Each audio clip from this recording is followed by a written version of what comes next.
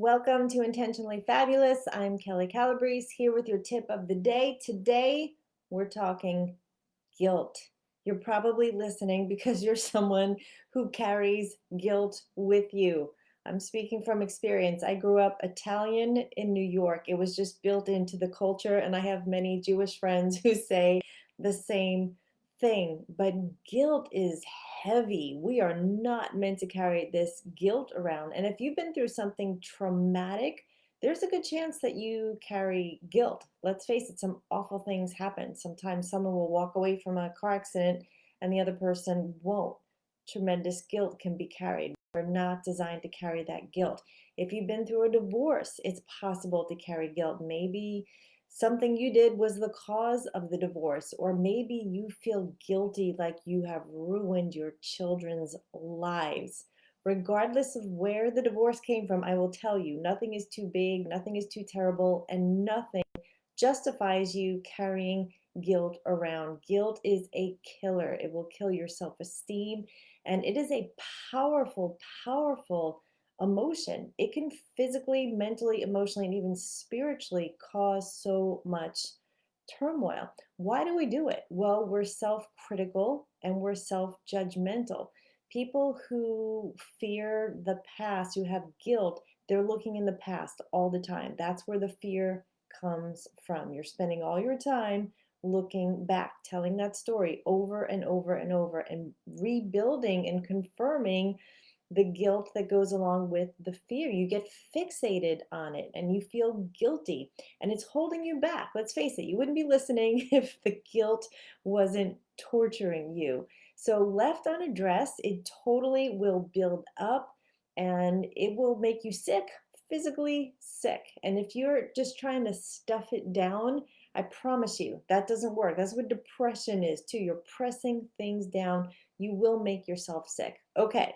So, what can we do? Almost all things that you want to improve in your life start with getting quiet. And I know it's hard because we're not used to it. Our world is coming at us so fast and we're continually stimulated, but stopping and getting still and getting quiet. I like to do what I imagine is like a heavenly visualization where I would just imagine, I'd lay on the couch and just imagine myself being in heaven and start there and just see where your quietness takes you and ask good questions when you're there and you'll get better answers. Another thing that you can do is journal. Writing things down gets it out of you. So that's a good place to start. And while you're journaling, ask yourself, why do I feel guilty? What is it that I'm guilty about? And what I recommend you do is ask why 7 times deep. Why do I feel guilty? Well, let's say you had an affair. Well, why do I feel guilty because of that? Well, I should have been loyal to my spouse. Well, what? And just keep going and going and going and going until you really get to the heart, the deep, deep place about what that root or what it's rooted in, what that guilt is rooted in. So get still, write down your feelings, journal, go deep, meditate is another one. So meditation is more about receiving, like what is coming into you, what answers are you getting as you're meditating on that deep, deep why of what got you there. And in that quiet, you'll get some answers. Find the source of where it starts because we tend to do things repetitiously. So if you were guilty about all the things you have been, you'll continue to find things to be guilty about today and into the future. We want to change this habit. We want to get that bitter root totally out. No more guilt. So if it's possible for you to apologize for something you did that you're feeling guilty for, then do that. That gets it off your chest. How the person receives it that you apologize to is totally on them. And if it's not possible to apologize, if that person isn't here, if it's not safe for you to be in their presence, if you're still not healed enough to, be in contact with them, then you can use a proxy or just let it be between you and God. Just forgive it. Forgive yourself. This is such a big, big step in the healing process and allows you to release the guilt. Because let's face it, none of us are perfect. We're not living in a perfect world. We're going to make mistakes, but it makes no sense to sit around and feel guilty about the mistakes we made. They are lessons to be learned. So commit to changing. If it's something that you've been repeatedly doing, whether it's in relationships or diet choices or whatever it is that you feel guilty about that you're just missing the mark on in your life, commit to change. Commit not to doing it again. Commit to doing it better. Commit to making better steps in the right direction and then learn from it. What is it that I did that I don't want to do again, that I can do differently now and in the future? What was the lesson in it?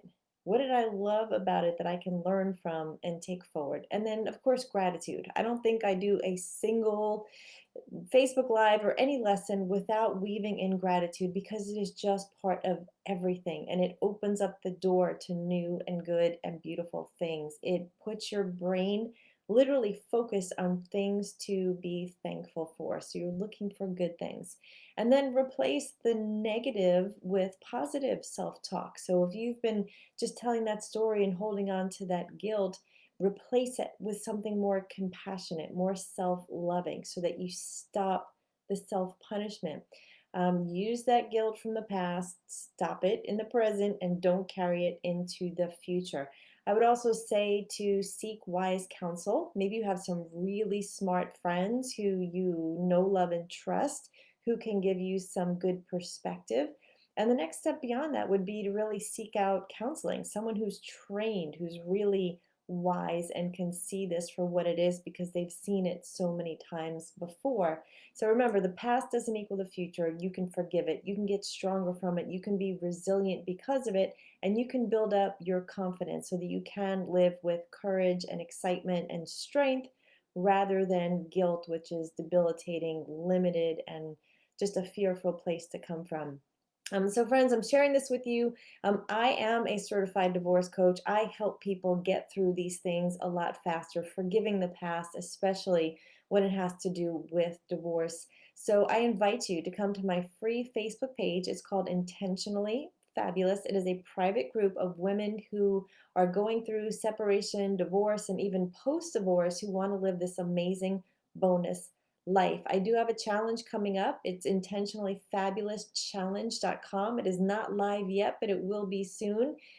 So you can get on the waiting list for that by going to intentionallyfabulous.com and pop your email in there, and you will be up on what is happening. You will not be left out. I'm committed to helping people save months, if not years, off of their grief and move forward to living an intentionally fabulous life. Thanks, friends, and I'll see you back here tomorrow with your next Intentionally Fabulous tip of the day.